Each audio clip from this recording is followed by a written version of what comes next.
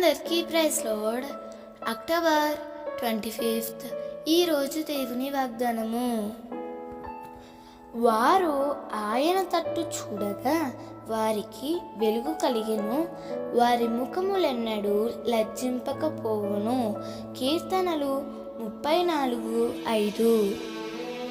దేవుని వైపు చూసే ప్రజలు ఎన్నడూ సిగ్గుపరచబడరు. ఆనాడు బబులోనులో రాజు తన ప్రతిమకు నమస్కరించమంటే బానిసలుగా ఉన్న షద్రక్, మేషక్, అబేద్నెగో వారు అగ్నిగుండమును చూడలేదు, రాజు ఆగ్రహమును కూడా చూడలేదు. వారు చూసిందల్లా ఒకటే, దేవుని ముఖమును. దేవుని వైపు వారు చూశారు. అందుకే దేవుడు వారిని సిగ్గుపరచలేదు.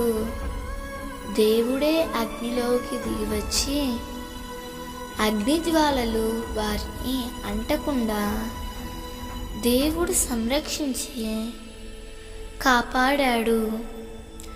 ఏ రాజైతే శిక్షించాలనుకున్నాడో అదే రాజు అగ్నిలో నుంచి బయటికి పిలిచి బబులోనులోనే ఒక ఉన్నత స్థితిలో వారిని పెట్టాడు. కారణం ఒక్కటే, దేవుని వైపు చూడడమే.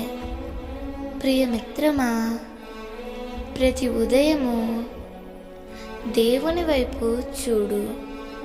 నీ చుట్టూ ఉన్న పరిస్థితులను బట్టి నీవెన్నడూ కృంగిపోవద్దు.